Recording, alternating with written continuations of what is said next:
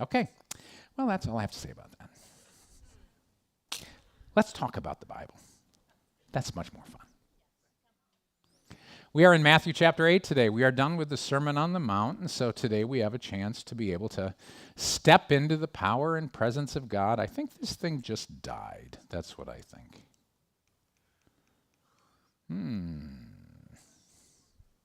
It is? Oh, it is. Okay, it didn't die. There we go. Okay, it didn't do it normal startup. Normal startup is vibrate, and it didn't. Joel said it died on Friday night. So, anyway, so we are in Matthew chapter 8 today, and Jesus is done with the Sermon on the Mount, and now he's going to give us a couple of really quick healings that demonstrate the heart of the kingdom. He's just talked about the kingdom, and now he's going to walk in the kingdom. And one of the first things he's going to do is show us that he is willing to deal with people that no one else will deal with. There's 3 quick healing miracles which are being talked about. We'll get to the third one next week, but all of them were untouchables from a Jewish male. We have a leper, we have a Gentile, and we have a woman. And Jewish males didn't fraternize with any of the 3. This is not an accident that right after the message of the kingdom, Jesus as Messiah has to deal with a leper, with a centurion, a Gentile, and with a woman, and release the power of God into all 3 of them. It's an amazing thing. And if you weren't Jewish, it kind of goes over your head, right? It's like, oh, isn't this nice? And if you were Jewish, you were going, oh, that's amazing. So, touching the untouchables. Part of the purpose of the kingdom is to make the untouchables touchable again. Part of the purpose of the kingdom is to go to those that no one else wants to have an interaction with and to make them into someone that the King of Kings will proudly call his brothers and sisters. The Father will call his children. And to redeem them. There's a reason he's called the Redeemer. And people that you think are untouchables, people that you think are less than savory, we all have them in our culture, by the way. A lot of times Jesus will show up in one of those forms to see if you can get by the form that he shows up in to be able to receive him. Bobby Conner told the story about going into an auditorium. It was a conference he really wanted to go to for a while.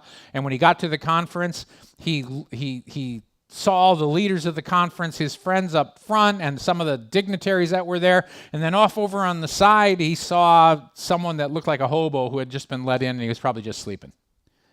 Place that was out of the heat. And so Bobby starts walking down to the front, and he gets this conviction, I do need to greet that hobo. I can't just focus on the dignitaries. And he turns around, he goes back, and he goes, I'm really glad you're here. And the hobo looks at him, and it was Jesus. He says, well, I'm really glad you're here too. And then disappeared. And Bobby about ignored him because, you know how we are. It's like, yeah, I don't want to go over and bother with that. This person isn't significant enough to take my time. And there's no one that's insignificant in the eyes of the Lord. Every human being created in his image. Okay, so we have to have that same attitude, touching the untouchables. So Jesus points that out in this scripture. So we are in Matthew chapter 8, starting with verses 1 and 2. And he had just finished out by saying, this is what it is like to take your stand on the kingdom. You will be unshakable. The storms that happen won't shake your house. And then it says that the people were just amazed by the authority which he spoke. And now he comes off the mountain. He had spoken with authority, and he was going to demonstrate that authority. He was going to heal some people. Now, we're in verses 1 and 2, and this is my translation, as you well know. When he had come down from the hill, many crowds followed him. Surprisingly, a leper came to him and fell prostrate before him. He said, Lord, if you are willing, you are able to heal me. Okay, there's a bunch there, right up front. He's coming down the hill that he had been sitting on. We call it the Sermon on the Mountain or the Sermon on the Mount, but the truth is Israel doesn't have a lot of things that we'd call mountains. We'd call them foothills. It's like when I go up to the mountains of North Carolina, I'm really only in the foothills. There's some big hills, but it's only the foothills. Because mountains are big, in our mindset. But their mountains were, because they only have certain size, those are mountains. But it's not what we'd call mountains. So it's after the Sermon on the Hill, It sounds much better, Sermon on the Mount. So after the Sermon on the Mountain, all of a sudden he's walking down, and it says, behold, or surprisingly, or unexpectedly. You know, there's all sorts of ways to translate that little idu. That's the word which shows up again and again, and you try to be creative in how you translate it. But surprisingly, because this was surprising, that's what it's indicating. Something happened. These lepers weren't supposed to be around them. Remember, lepers were supposed to keep a distance from anyone, wear a cloth over their face, and shout from a distance, unclean, unclean, according to the Mosaic Code. They never got close enough to prostrate themselves before someone. They just would not prostrate themselves before someone. They were like, unclean. So he comes and walks. Jesus is in the midst of a crowd. I can tell you what happened when that leper came. They all went, whoa. And Jesus stood there, and the guy comes up and just lays down in front of him. Now, the Greek word can mean he just bowed down before him. If you were this leper, you hit the floor. Because you're either going to get a touch from him or you're not. And so he was in a position of absolute surrender. And we don't know his understanding of who Jesus was. We know without any doubt he knew Jesus was a healer. And because of that, he expected Jesus to be able to heal him. So he stepped into an attitude of worship and faith. He said, if you are willing, you are able. That's huge. He understood who Jesus was. Leprosy was not too big a deal for Jesus. He knew the only issue was the willingness. And so that's why I said, if you are willing. The only issue, was Jesus willing? What was his heart like? Because remember, they weren't taught about the compassion of God on a high level. They were taught, you obey his commands and he'll respond to you. Well, that's a difficult place to be, as you well know, because if we look to how we're doing for God's blessing, we're just going to every time give up. That's why grace is about what Jesus has done for us, not our performance to be able to be used by God. If you are looking for your performance in order to be used by God, that, you're not going to be used by God a whole lot. Because Satan will always have something to accuse you of. Trust me, the entire time that you spend on this earth before Jesus comes again, Satan will always have something to accuse you of. I'm not telling you not to allow the Holy Spirit to sanctify you. I'm not telling you to ignore God's word. I'm not telling you to say, I can live any way I want. I'm not saying that at all, because that will just be evidence of the fact that the Holy Spirit's not really got your heart. But I am saying that as long as you're on the face of this planet before Jesus comes again, because you might be on the face of the planet after Jesus comes again, if you are here through his coming, and then of course you will be coming back anyway with him if you go before he comes.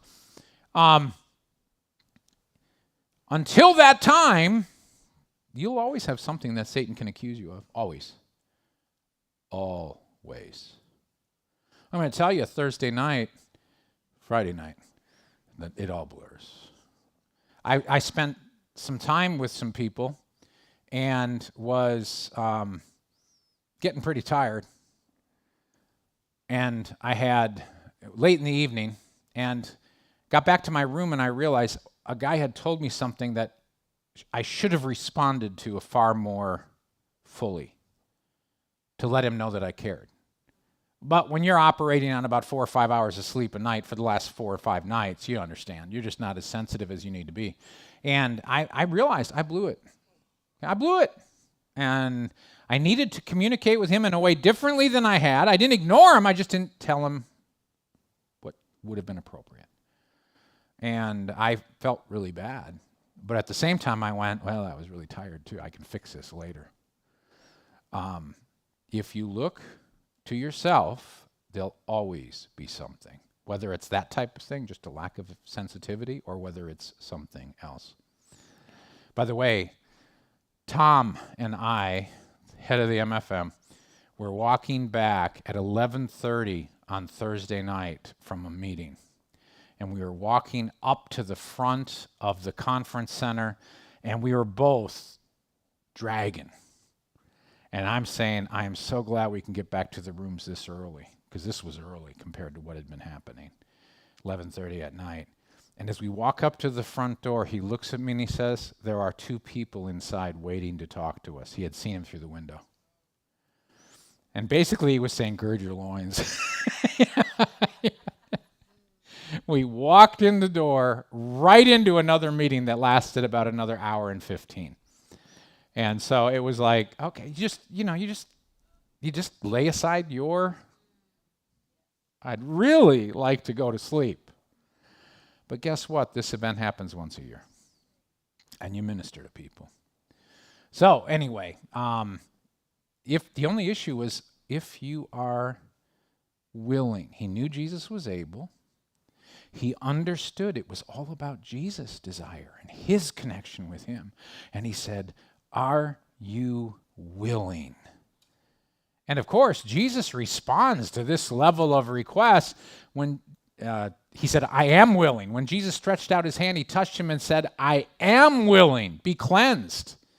Immediately his leprosy was cleansed away. Then Jesus said to him, see that you tell no one, but go show yourself to the priest and bring the gift that Moses commanded as a witness to them.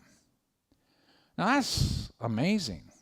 It's amazing because he instantly said, I am willing, but he did this thing where he reached out to touch him.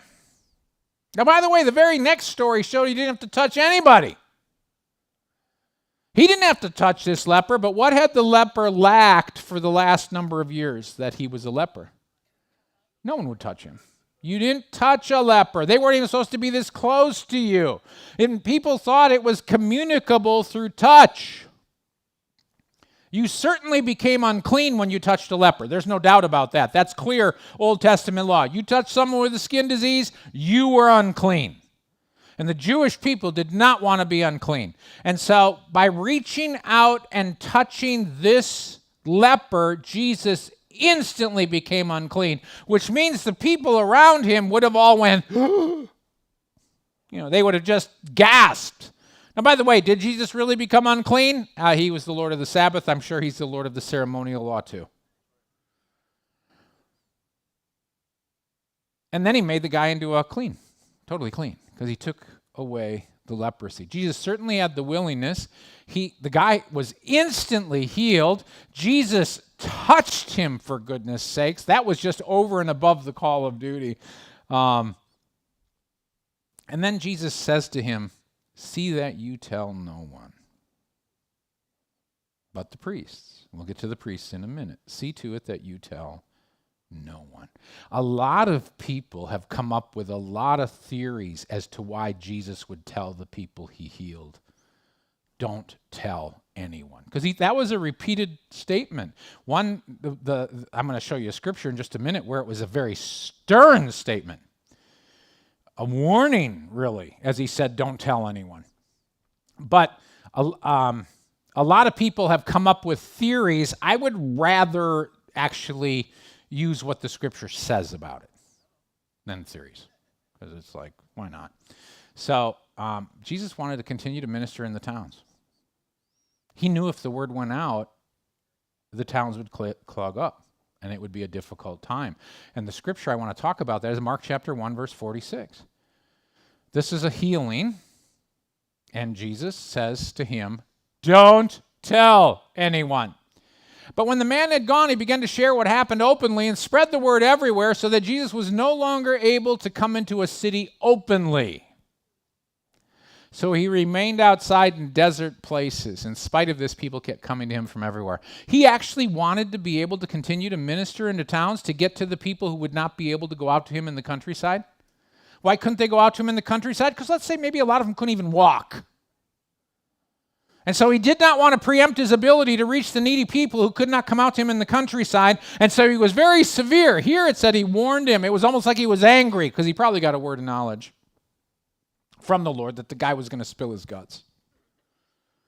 And so he tried to preempt that by being very strong in his statement to the man, and the guy just went out and told everyone everywhere. And the thing that Jesus did not want to happen, happened. Remember, it got to the point he couldn't even walk through a city where everyone was pressed up against him? It got to the point when he was at the seashore, he'd have to get into a boat and get away because they were crushing him. That's how many people were coming out. And he was trying to slow that process down so he could get to as many people as possible. And so he told this guy that, and this guy, of course, told everyone anyway, so. But he says, see to it that you tell no one, but go show yourself to the priests and bring the gift that Moses commanded as a witness to them. And a witness to who? A witness to the priests. He wanted this guy to carry out the Mosaic law so he'd give the priests a testimony and say, by the way, that guy told me to do it.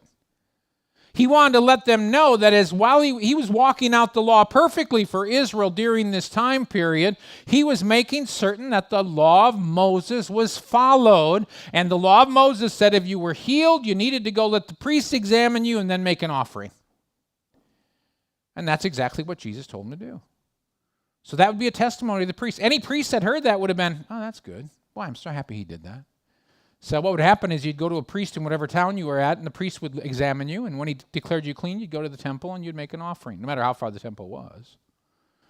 So, verses 5 to 7. When Jesus entered Capernaum, he's had this very difficult, this is an encounter with an untouchable, with the leper.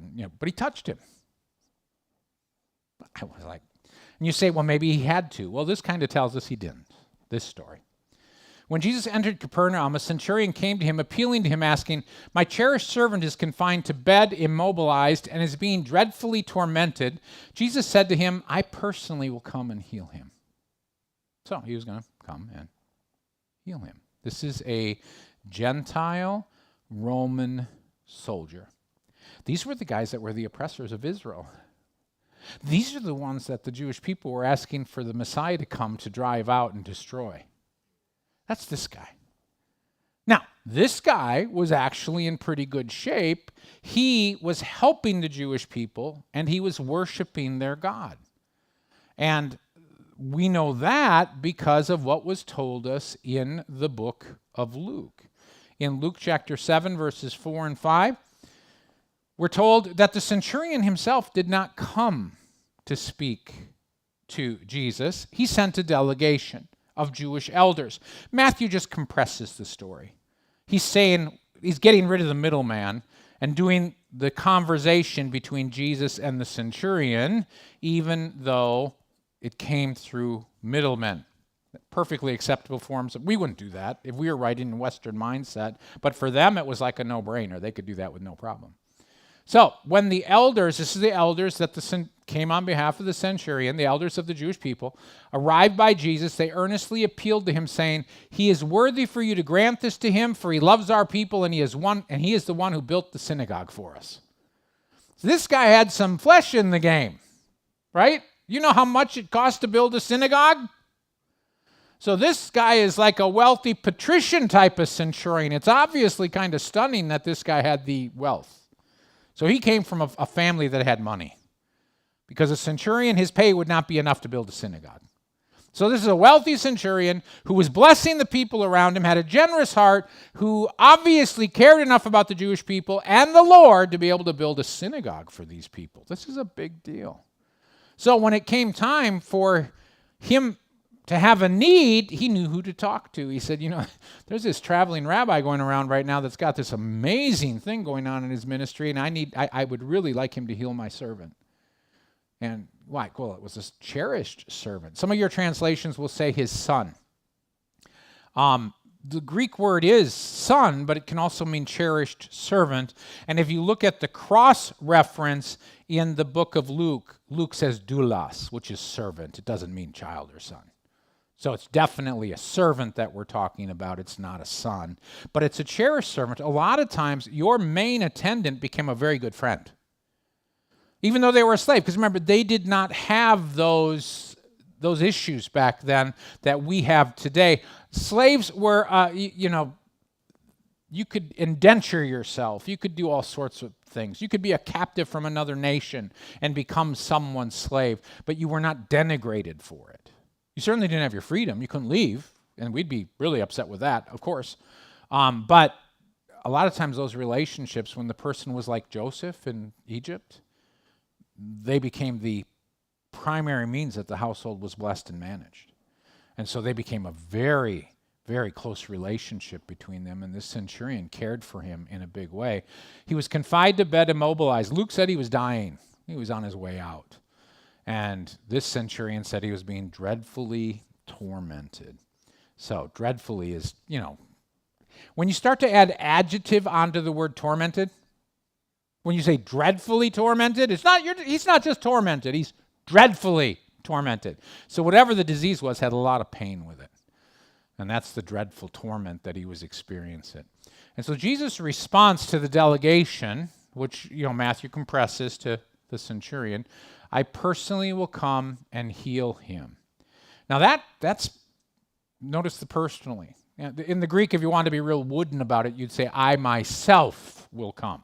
Well, that just means I'm personally coming. And so he starts heading there because he's going to make sure that he's going to come, and he's willing. He's willing. The centurion said, the leper said, if you are willing. And again, we now see he is willing. I need some help. Please heal my servant. The centurion, when the delegation got back to him and said, hey, he's on his way, quickly had a response. But the centurion responded and said, Lord, I am not worthy that you enter under my roof, but only speak the word, and my cherished servant will be healed. For I am also a man who is under an authority, and I have soldiers under me. When I say to this one, go, he goes, and to another, come, he comes, or to my servant, do this, and he does it. Now, that means this centurion understood authority. And the keys of the kingdom are about authority. Jesus was the authority of the Father on earth. He understood about authority. First of all, he's very, very humble. By the way, the Sermon on the Mount started out with the Beatitudes, and the first one is, blessed are the spiritually poverty-stricken. This guy said, I'm not worthy. He understood his position. And I'm not saying as a Gentile, I'm saying as a human being. He understood that he was unworthy. By the way, in Judaism, they were taught in the Mishnah, which is just a commentary on the Torah, they were taught that you can't go into a Gentile's house without becoming unclean. So when Jesus went to, that's why Peter was in big trouble with Cornelius in the book of Acts. You went into a Gentile's house. But another centurion. These were like the backbone of the Roman army, by the way. The centurions were the ones that kept everything together, probably like a gunny sergeant or something like that. So, but the reason they were called centurions is they had about 100 soldiers under them, and it didn't need to be that many, but that's what it started with. You had a century of soldiers. And so it could be far less than that by this time, but it could be just that amount or a little larger also. So he was there as the representative of Rome in the community to be able to keep the peace. That's his job. And keeping the peace doesn't mean subjugating the town. It means in the territory, the whole territory. That was their place or their base from which they would go out into the territory. So he's definitely spiritually poverty-stricken. He understood that he could not come to Jesus and say, wow, I've done this, I've done that, I'm all No. He said, I'm unworthy. He understood that particular thing. And so and then he understood how spiritual things work, how things worked, and then how they applied spiritually. How do things work? Well, as a soldier, you know that you are under an authority, and if someone says to you, go and do this stupid thing, you go and do that stupid thing. When you're in the midst of the battle, you ever watch Gods and Generals? And there's the point in the there might be the Battle of Gettysburg, actually. There were two. There was one that was actually just focused on Gettysburg. But when all of a sudden Lee is giving the command to the generals to go right up the center of the field and take on the lines of the Union, and all the generals know this is suicide. It's absolutely suicide, and they understand that. But he's saying, nope. He's the commander in chief. He's the head chief of the army, of the military. And so they did it knowing it was suicide, knowing it was stupidity, and that it would lose brigades. But they did it. Why? Because they were men under authority. They obeyed the commands of whoever sent them. If that commander said, I want you to take that line, they would do everything in their power to take that line, whether they knew it was possible or not. And this is what the centurion is saying. I'm a man under authority. I understand how this works. If my commanding officer says to me, go and do something in the next town, it's as if the commanding officer were going himself to do that thing in the next town, because the centurion was going to do it. And the centurion had the same thing, the same officers. He'd call in, soldiers. He'd call in and say, you go accomplish this, and they would either accomplish it or they would die in the attempt. And they represented the centurion. And so the centurion understands how things work in this world, and he's able to take that, what he understood about the world, and apply it to Jesus. If this is how it works in the world, it's got to work with you this exact same way. He said, I don't need you to come to my roof. You just tell one of your servants to come under my roof, and things will be taken care of. So that he understood that in the natural, that's the way that things work. By the way, Matthew is demonstrating the very principle that the centurion is presenting, because he's saying the centurion spoke, but it was really the elders. But he's applying the centurion's understanding to even the story. It's really a clever tool that Matthew presented, because it was the centurion talking to Matthew. It doesn't matter who he came through, because he sent the elders as his representatives. Just a little interesting thing.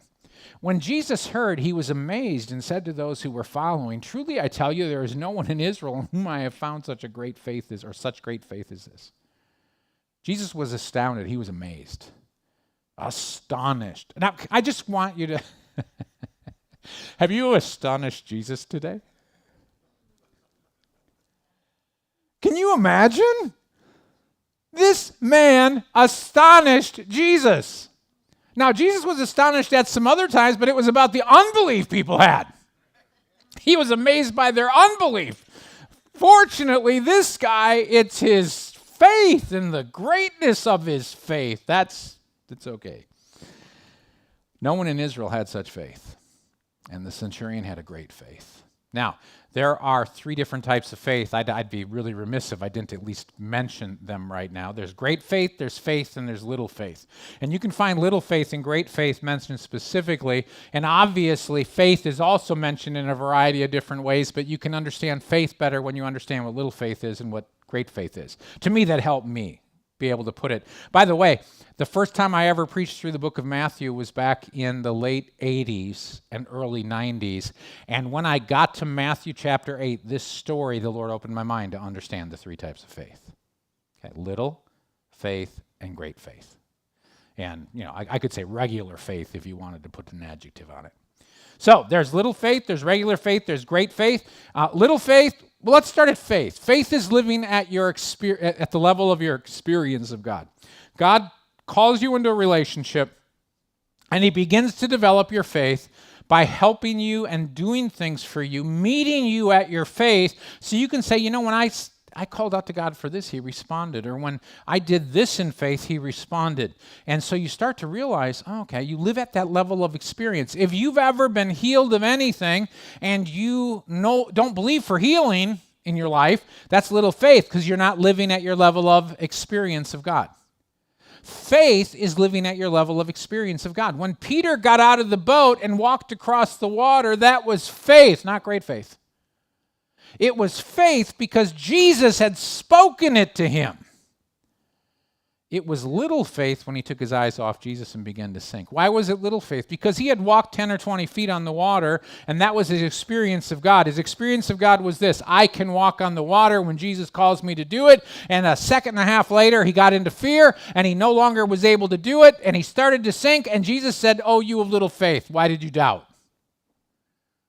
And we think, well, he did pretty good for the first 10 or 15 feet. But he went from faith to not living up to his level of experience. What was his experience of God? He says, well, Jesus calls me out of the boat. I can walk on water. That's his experience. Nothing changed except he took his focus off of Jesus and put it on the wind and the waves. And he lived below his level of experience with God and instantly started to sink. That's hard, but that's a little faith. So, living at your level of experience of God is faith. Living below it is little faith. So what's great faith? Great faith is not presumption. A lot of people live in presumption. They have never had an experience of faith with God that they've lived up to, and yet suddenly they want to be the guy that's diving off of the roof and flying. You're going to be going to the hospital or the morgue. Okay? You know, you're talking about presumption. Throw yourself off this roof and you won't strike your foot against a stone. You should probably try a little bit like stepping off of a step stool. If you're going to walk on water and you're going to test your faith in that area, maybe try the bathtub. You can do the swimming pool in your backyard too if you have one. Just make sure you wear a swimsuit. It's not lack of faith. It's the reality that you've never done this before. And I'm going to believe it if you can test your faith by keeping your cell phone in your swim trunk pockets. Of course, cell phones now are waterproof, so you're okay. Mostly. Great faith is not presumption. Great faith is making a case before God. And that's what the centurion does. He's saying, I know you can do this from afar because I, as I examine the world around me, recognize that this is how authority works. You don't need to come. You got authority, and so just tell your servants. Whether he thought he'd send his disciples or whether he thought he'd send an angel, I don't know. But he says, you just tell someone to come and heal my servant and he'll be healed. He made a logical case. By the way, the Syrophoenician woman did exactly the same thing. She looked at how the world worked. She looked how people treated their dogs. How do you treat your dog? Some of you, you're crazy. Oh, foo-foo. I would never judge how someone else treats their dog because I've had dogs. Okay, and I love, the German Shepherd I grew up with was an angel from God. Just just helped us. And Tiger will be in heaven, and if you don't think so, keep your pagan doctrines to yourself. He'll actually be in the new heaven and the new earth. Okay, but anyway, the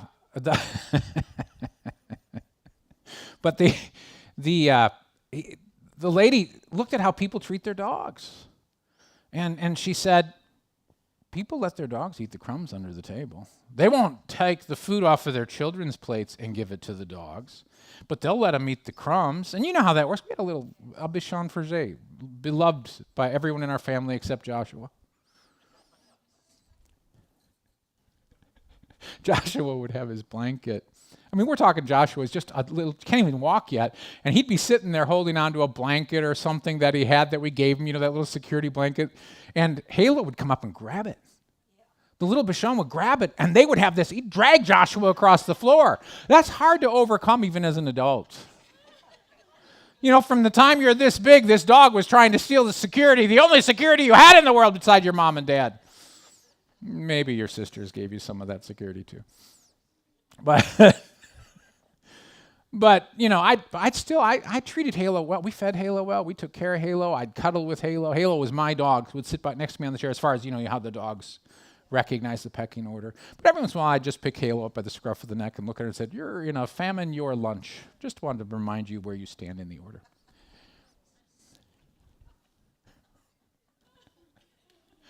This woman made a connection saying, if that's how we treat our dogs, minus the famine comment, God's going to treat me like that if I'm a dog. Because remember what she wanted, her daughter healed, and Jesus said, nah, I'm only sent to the lost sheep of Israel. And she said, heal my daughter anyway. He said, you don't give the children's food to dogs. And instead of walking away saying, that was the most nasty thing he could have said to me, she shot right back at him, yes, but even the dogs get the droppings, and that's all I need. And Jesus was astonished by her and said, her great faith. She made a determination that if this is the way the things work in what I observe, by the way, it's the same thing Jesus did to Israel in Matthew chapter 6. Consider the lilies. Pay attention to how the system works in which we live. Consider the lilies. Consider the birds. Make sure you look at those things. And if it works that way in the natural, what God's going to do for you? So that's great faith is not presumption. It's making a case. God has convicted us again and again. He said, by the way, do you think that if you can stop storms in the natural, that it stops there? I'm going, yeah. He said, just build a case. What's building the case? Well, Lord, you love us just as much in this arena where this storm is manifesting as you do in that arena or where that storm is manifesting. And if we've got authority over this arena to stop it from hurting people, we've got authority in that arena also. Now, that could be great faith because you're moving into a whole new arena and you're building the case for it, but I'm not sure it's great faith because he's the one that had to challenge us. So we're just responding to him. Just living up to our level of experience of God, which is what he's saying. If you've had experience that you got authority in this area, don't you think you'll have authority in that area? And that's what was going on with the centurion. And so Jesus was absolutely amazed. He's watching this kingdom manifestation in the centurion's life, and he wasn't even in the kingdom. Remember, the kingdom was the Jewish people on earth at that time. And so Jesus says something about that. He says, I tell you, many will come from the east and the west and feast with Abraham, Isaac, and Jacob in the kingdom of heaven, but the sons of the kingdom will be sent out into the darkness outside. There will be weeping and gnashing of teeth there. Pay attention. We got the same problem now. There's the wise and the foolish virgins. The wise virgins are those that are connected to God and after him. And the foolish virgins are still Christians. They're virgins. They're still Christians. Pagans are never called virgins. They're still Christians. They just don't connect with God. And there'll be a time when they need to connect with God. That's what human life is about.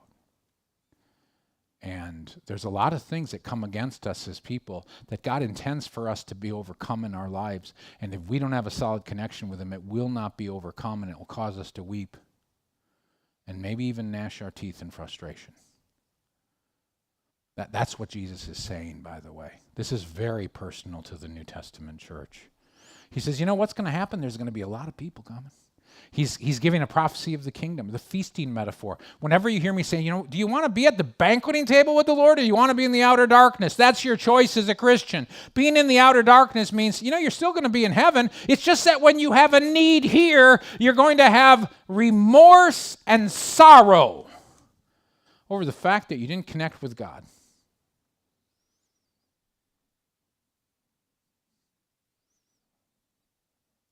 I want to be at the table, the feasting metaphor. Why? Enjoying the healing fruits of the kingdom, enjoying the authority fruits of the kingdom, enjoying the promises and protection of the kingdom. That's what I want. I want that. I want God to come in and have a relationship with me. I do not want to be saying with remorse and weeping, I wish I had spent more time with my Lord developing the relationship. Same thing that was said in Matthew chapter 7. I never knew you.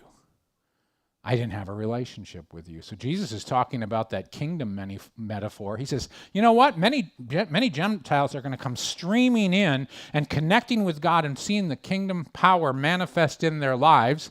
And he said, but there's going to be many of the natural sons who do not see this. Okay, I want to say this with a great deal of respect.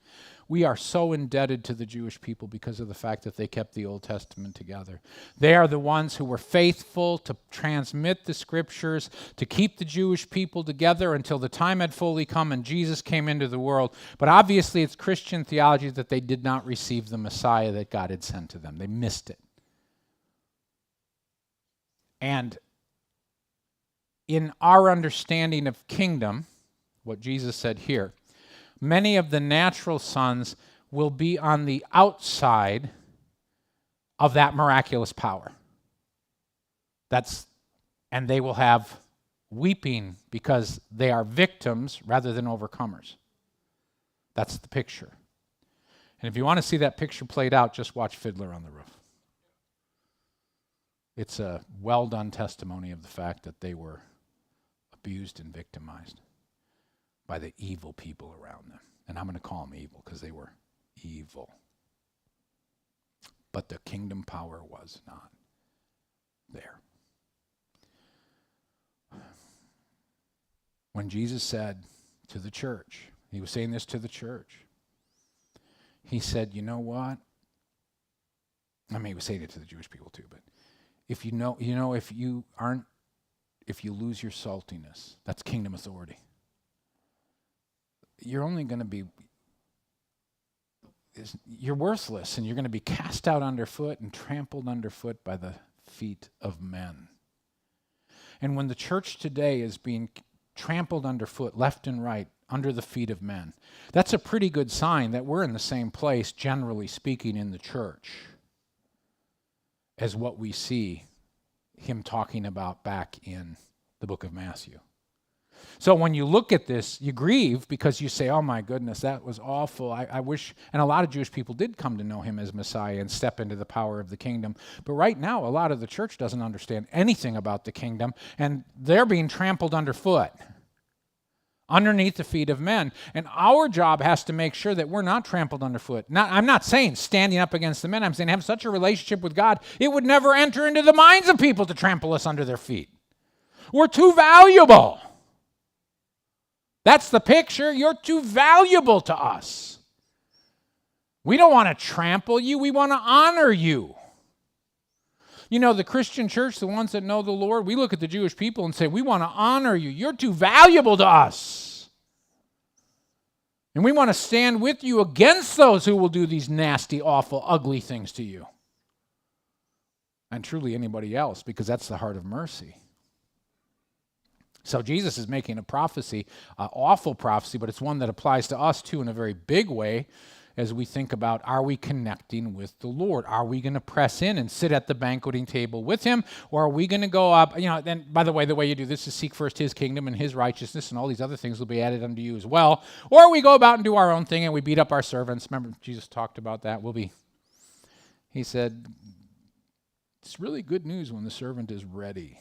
And he's not getting drunk and beating up his fellow servants, because that's where the outer darkness comes in. We don't want to go there. So anyway, weeping and gnashing of teeth is a expression of sorrow and remorse. Verse 13. Then Jesus said to the centurion, go, as you have believed, let it happen for you. And his cherished servant was healed in that hour. So we've got Jesus declares the healing. The servant was quickly healed. In that hour usually means instantly, but their expression was in that hour. And it really could mean a few minutes to, within the hour. And so we just, very quick healing. Jesus says, yep, it's done. And the cherished servant is healed. And that's a demonstration that he was meeting the faith of this centurion. And again, it was perhaps an angel. Maybe it was one of Jesus' servants that went, an angelic servant or one of the disciples. Who knows? But probably an angel, because it happened like that. But and the disciples hadn't been sent out yet. So more than likely it was just an angel. Just an angel, by the way. An angel. Okay, so touching the untouchables. Obviously there's a lot that we can glean from these stories.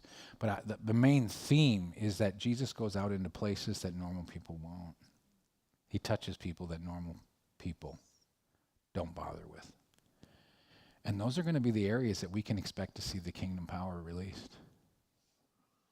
Really, that's where we're going to see kingdom power released. Let's pray. Lord Jesus, thank you for this encounter, these encounters which you had, which teach us so much about your heart to help people who normally would not be the focus.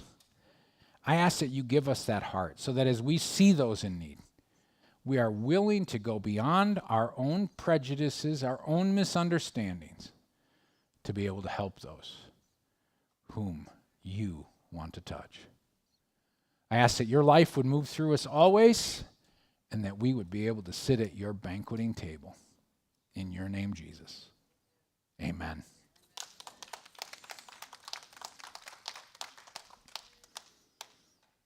Okay. Well, I'd say those of you on Facebook and YouTube, but there's no one on Facebook on right now because we had to cut that stream. But all of our streamers, we are glad that you were with us today, whether you are on the Isle of Lewis or wherever you are. We celebrate the fact that you were able to be with us from around the United States or the world and worshiping our God together. God bless. Have an awesome week. We'll be back Friday night at 7:30 p.m. okay. And I know Joel is chomping. I want to tell one quick story I didn't want to put on the stream from the conference. Robin McMillan came to the conference on Thursday night. Wednesday night, by the way, a lot of people came to the conference on Thursday night. Because when you've got the type of outpouring that happens